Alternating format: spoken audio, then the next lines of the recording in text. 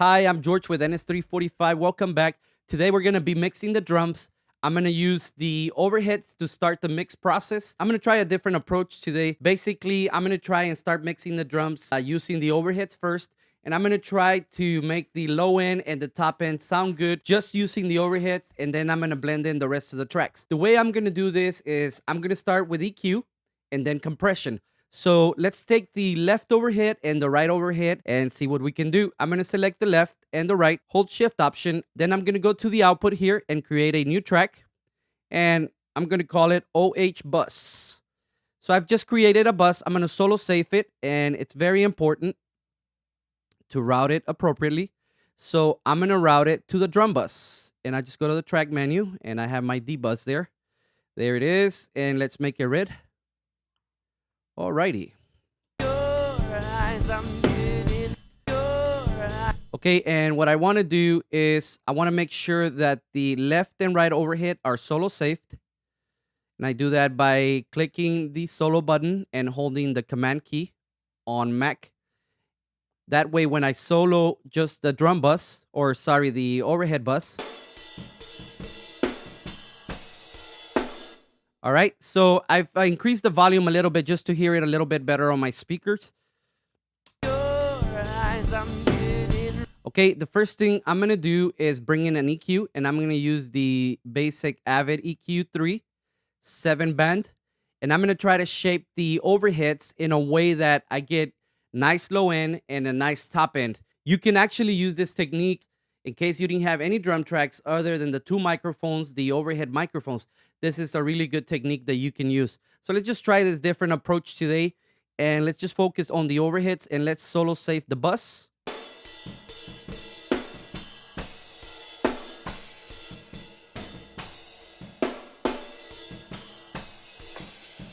Okay, the first thing I'm going to look at is I'm going to look at a high pass filter and see if the overheads actually needed. I'm looking for the low end, so I don't think the high pass filter is going to be needed. So the only way I can know this is by actually applying it and playing with it. So I'm going to start with a 6 dB Q, and I'm going to move the frequency up and down just to see the effect that the high pass filter is having on the overhead mix.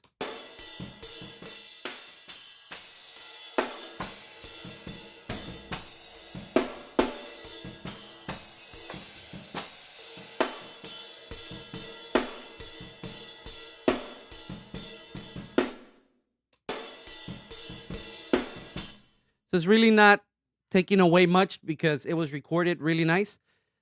Let's see if we can use a low pass filter.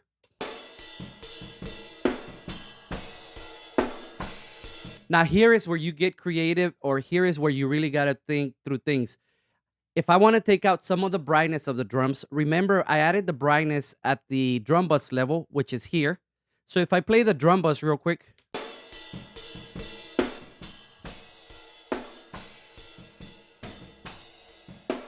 Now you can see that I took out the top end using the drum bus EQs. However, that's affecting the tone of the compressor and my trim plugin. So I have to make a decision. Do I want to fix the EQ at the drum bus? Or in fact, I can even fix the EQ at the mix bus level.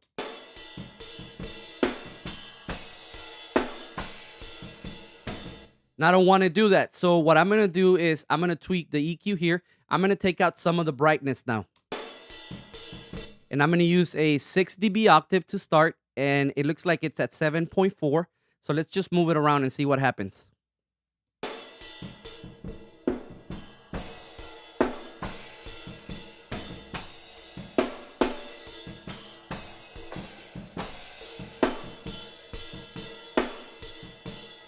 I think that's okay there. The right is sounding a bit too harsh now, but I'm going to fix that later as we start to develop the drum mix. Now, I want to work on the kick, and I want to bring out the kick really nice so that when I go to mix the kick at the actual track level, it's going to be a lot easier for me to shape up that tone that I'm looking for. Now, I'm doing this in solo just so that I can get a good sound for it, and then I'm going to do some blending afterwards. But I'm not putting my money on the solo. We still have to hear it in context. So for the low end, I'm going to start at 60. I'm just gonna type it in. I like typing in stuff. And I'm gonna leave the Q as is. I'm gonna take two approaches. I'm gonna try the shelf and the bell curve. See how that works. Let's start with the shelf. Let's bring up the gain.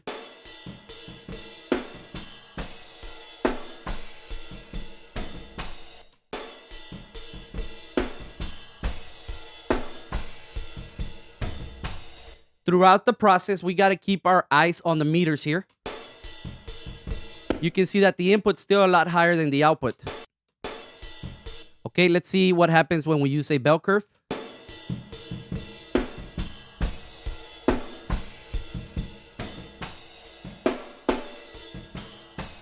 I like that, but I actually like the shelf a little bit better.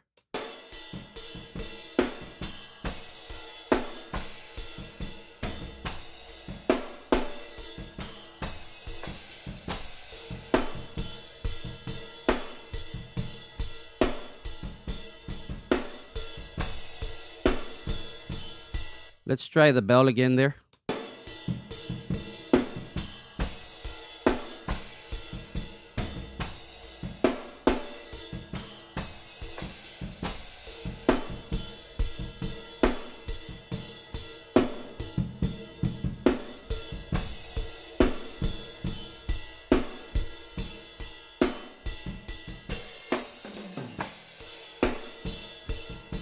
So it is giving it a bit of depth. Now the kick sounds a bit behind actually, and it's sounding a little bit bigger. And you might think, well, why are you doing that? You're just going to add muddiness. Well, that's not necessarily true. You're listening to it. There's no muddiness going on. And I'm going to use the rest of the bands to try and blend the tone a little bit better. Let's focus on the low mid frequency now.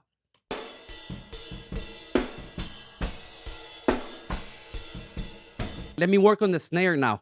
I like to make the snare pop right in the low mids. So I'm going to use a pretty narrow, well, a neutral Q so that it's not so obvious.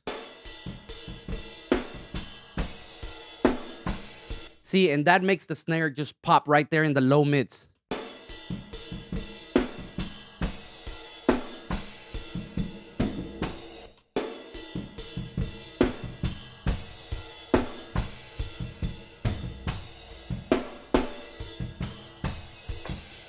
And actually, I found another nice kick frequency there.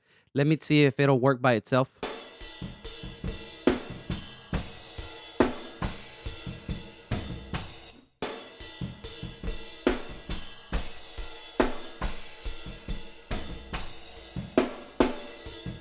I like that. Let's bring in the mid again, the low mid.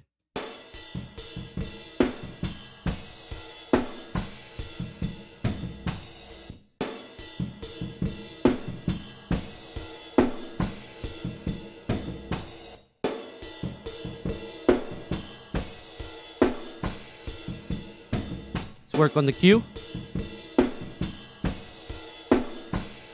Whoa, sorry.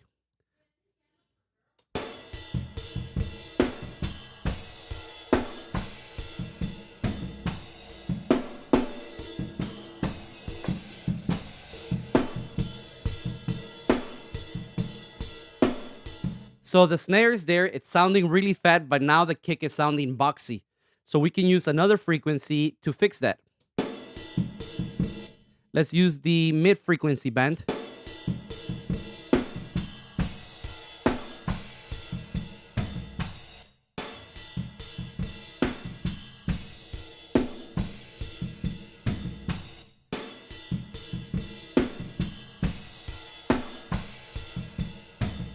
Okay, that cleaned it up a little bit. Look how crazy this EQ looks. But I don't care. It doesn't matter if it looks crazy. It just matters what tone you're after. Let's just bypass the plugin.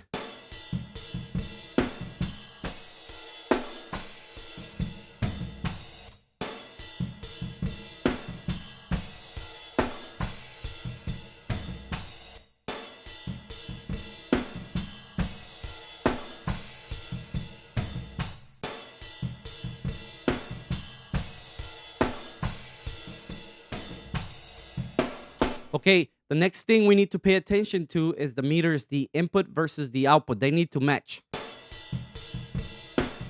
And they're actually pretty good, just even. And the reason why we do that, as you know, this is part of gain staging so that we're not fooling our ears into thinking that something else is going on.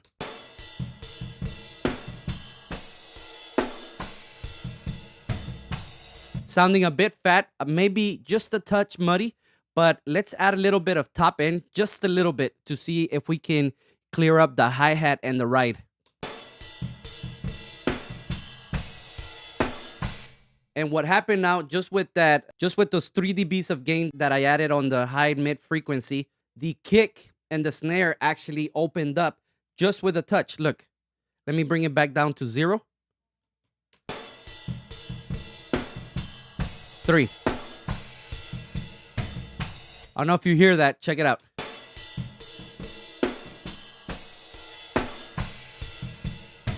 So that actually opened up the kick and it made it sound less boxy.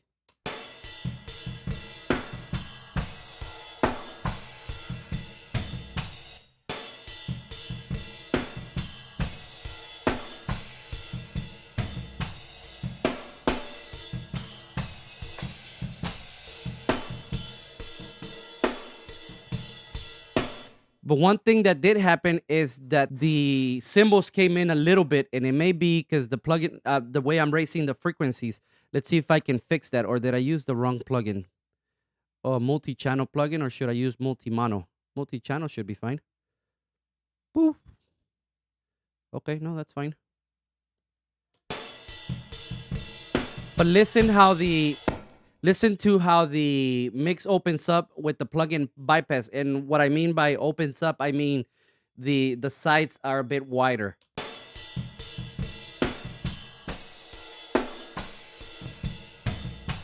Okay, and that's okay, and we can fix that a little bit later. Okay, so let's just look at what we did with the EQ. We did a 10 dB boost at about 75, and that's where the sub frequencies are, the low end frequencies, with the Q set at 1.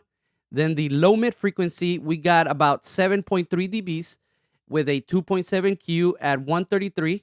Then we did a cut right about 5.9, and the Q is a bit wide.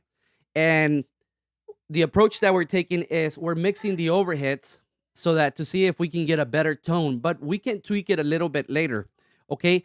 And if you look at the EQ, again, we're not focusing on how it looks. Yes, it looks crazy. It doesn't look like your normal EQ curve, but that's okay because this is the tone that I'm after. Okay, here's the thing. Now, let's hear it in context with the mix and in context with the drum mix only. So first, with the drum mix.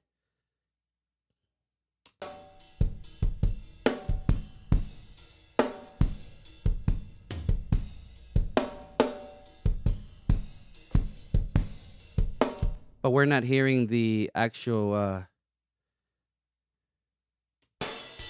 there we go.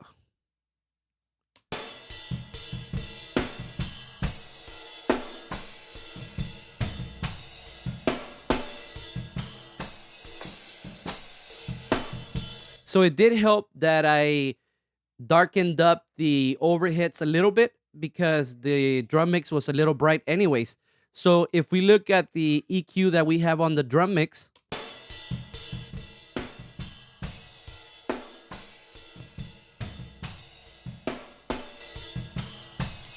and I think it's because I increased the drive here.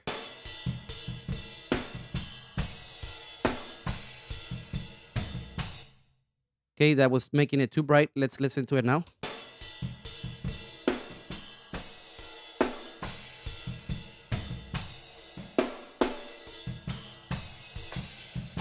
Okay, so it's sounding like it has more depth now just with those EQ changes that we made.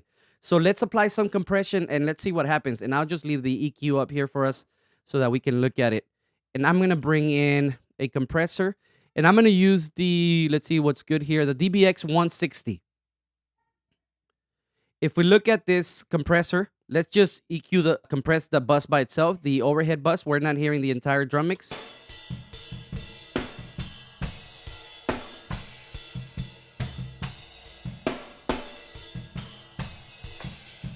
Okay, and I'm going to use this compressor in mid-side mode. So I'm going to go here under the compression mode area, And what this means basically is I'm going to compress the center a certain way and the side a certain way. And I'm going to use the output gain output of the mid and the side to make the drums wider again, just a touch wider. And I'll explain to you what I mean. So I'm on mid side, so I'm going to focus on the mid, which is the center. Not the left, not the right, but the center. Pause.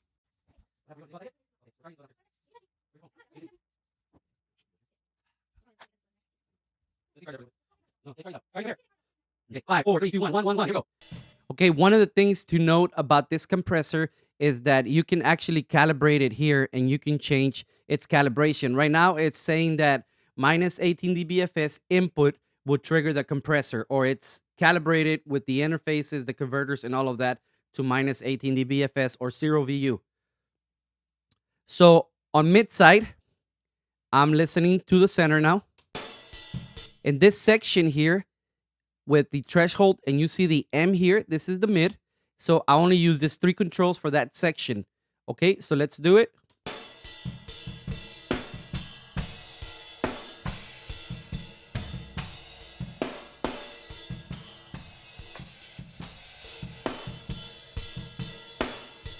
This compressor is very aggressive, but I love it. It has such a sweet tone.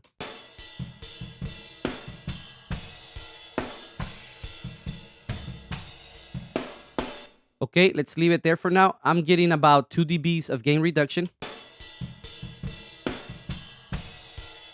Looks like 2 dBs. So let's listen to the sides now.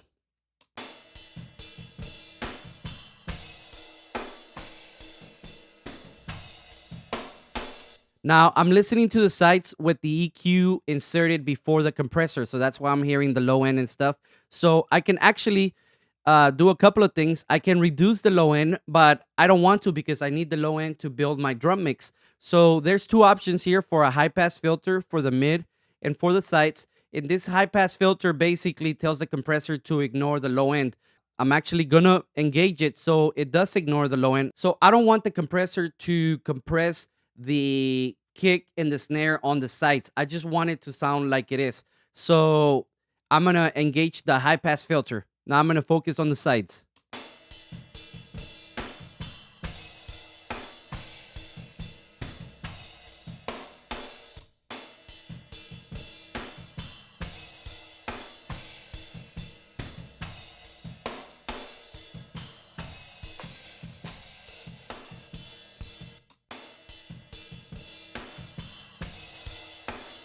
Okay, let's listen to the stereo now. And stereo here. Sorry, mid side, and let's go to stereo.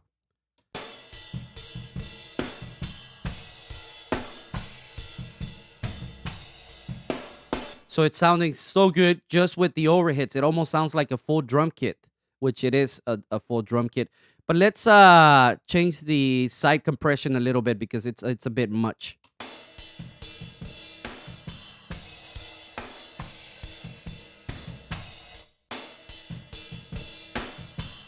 And actually, let's now do it within the context of the drum mix only. So let me just solo the drum mix. Okay.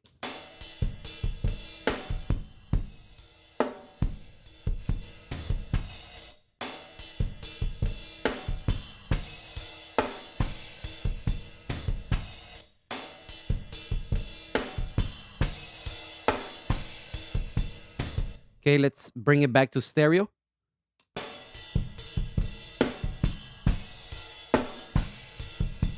Remember I told you that I was going to expand the sides again? Well, I've done that by adding about 4 dBs of gain makeup on the sides only. Remember this area down here, I'm compressing the sides, and this area I'm compressing the mono. So I actually can increase the volume of each one separately. Watch.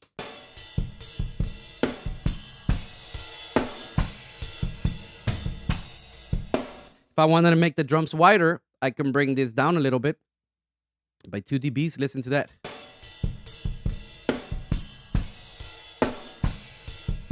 But we don't want to do that. We don't want to lose the punch of the kick and the beauty that it's adding to the entire drum mix. Okay, so let's bypass it real quick.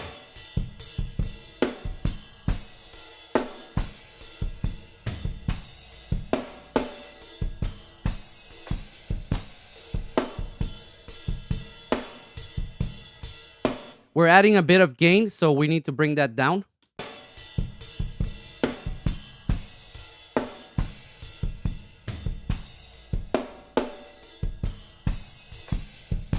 So that's good there. That's sounding good already. So let's hear it in the context of the mix. Let me bypass these plugins. Your eyes, I'm getting wrapped up in love, wrapped up in your eyes, I'm getting wrapped up. Oh yeah, that sounds really good. Watch this. Your eyes, I'm getting wrapped up in love, wrapped up in love. Okay, so what it's doing, and something that I like, is actually compressing the snare really nice, which I do like, because now I have full control of the snare track here, and whatever I do to the snare here is going to affect the overhead bus. So the overhead bus is actually helping me to make the rest of the mixing of the drum tracks easier. So let's just listen to it again, bypassed and engaged. Your eyes, I'm getting wrapped up in love, wrapped up in love, wrapped. Your eyes, I'm getting wrapped up. And I may need to adjust the EQ a little bit. Let's see if that doesn't affect, and maybe just raise the low pass filter to bring up the brightness of the overheads. Your eyes, I'm getting wrapped up. Just a touch there. Your eyes, I'm getting wrapped up. Okay, so listen to how it makes the drums just kind of stand out. I haven't mixed the rest of the kit. That's just with the overheads. Your eyes, I'm getting wrapped up in love, wrapped up in love, wrapped up in love. Anyways, the possibilities are limitless. I mean, you can do whatever you want. One of the things that I mentioned earlier was the EQ curves here. They look really whack, but that's all right. Who cares what they look like? Listen with your ears and not with your eyes, if that's a thing. But let's bypass the drum bus plugins real quick now that we have these engaged. Your eyes, I'm getting wrapped up in love, wrapped up in love, wrapped up in love. Just the openness of the drum mix sounds great to me. I hope that you can hear it, and I hope that this gives you a new technique, especially if you have a drum recording when you only have two mics. The EQ here you can really use to bring out that drum kit just by listening for the frequencies. All right, so let's start looking at the rest of the tracks now.